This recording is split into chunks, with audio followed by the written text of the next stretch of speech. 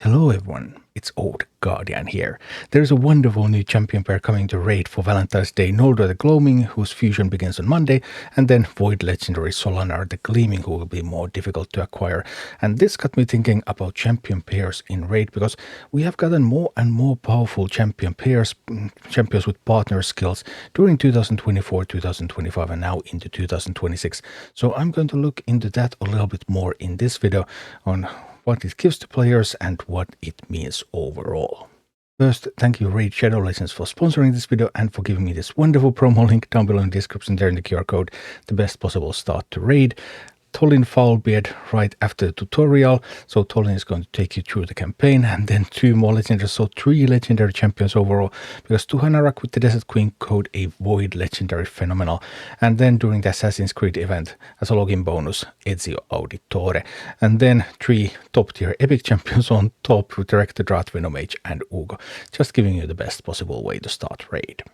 Looking into these champion pairs, many of the best champion pairs currently in the game are quite recent actually. This Noldor the Gloaming, Solanar the Gleaming is going to look insanely good coming February 2026. And we just got another one because Hilvi the Rhyme Code was from a deck of fate during December 2025, and Hilvi pairs with Tormin the Code, a Void Legendary original from December 2019. Also, last year, Packmaster Shayek and Crowcard the Throw Tripper, a phenomenal pairing for Hydra. So if you want to kill Hydra, then look no further. Packmaster Shayek was a fusion in July 2024, and then Crowcard was added as a fusion in July 2025. Going back a little bit, there's of course also Taras the Fierce and Marichka the Unbreakable, Void Legendaries from December 2022, a phenomenal pairing for Arena, as well as Rodos the Lost Groom and Sifi the Lost Bride, still powerful even though they were added already in February 2020.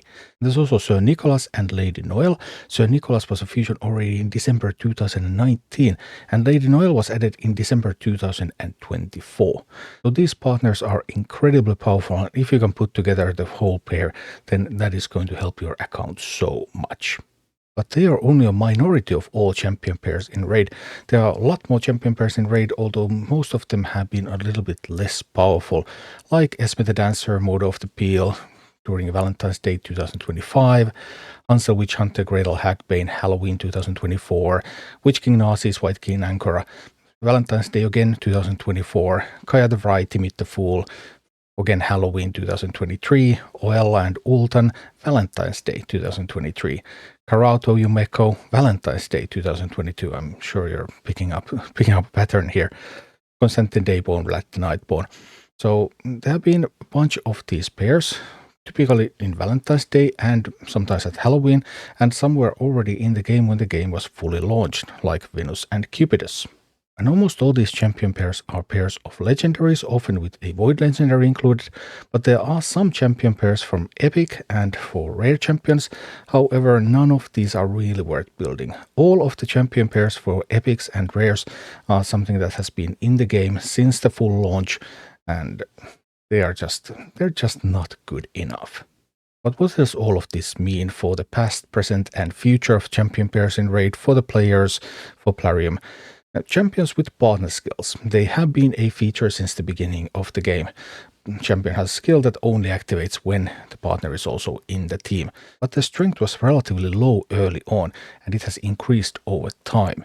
The earliest really strong pair is from 2020, when Rodos and Sifi were introduced, but then there were no such strong pairings for quite some time.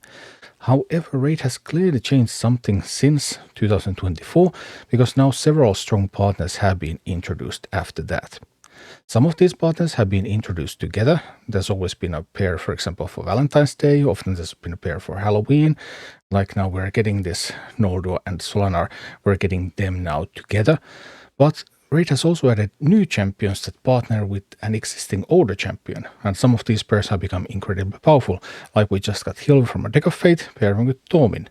We got Crowcard from a fusion last year, pairing with Shayek, a fusion from the previous year. We got Lady Noel, pairing with Sir Nicholas. So these new pairings, they both reward old players, because old players typically already own the older partner. Many of those older partners, for example, come from fusions, and if you were there and if you did the fusions, then you already have those at your disposal. And it also incentivizes spending, even for old players, because then you already have that, but now you really want to get this new one too, so that you can form this powerful pair. And this also means that if you're looking at fusion champions right now, then, well, many fusion champions have improved later on when a strong pairing for them has been added. So completing those fusions is still very, very important in Raid. Also, in many of these pairs, one of them is a Void Legendary. Not in all of them, but in many of them, like you get one from a fusion and the other is a Void Legendary. And Void Legendaries are really, really hard to find.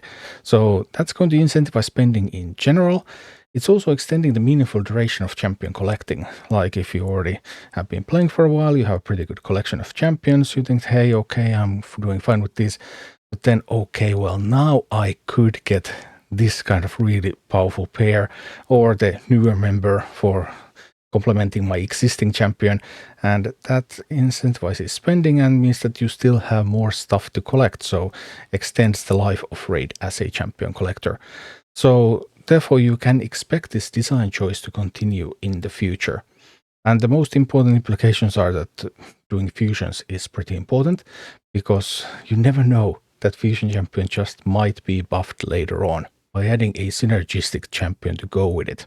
And also, depending on your spending patterns, you may want to look into opportunities to grab some of those Void Legendary champions that are forming a part of a pair. So, for example, if there's an improved event for those and you happen to have some hundreds of Void shards available, whatever way you have saved those, then that improves the odds that you will be able to find exactly that one.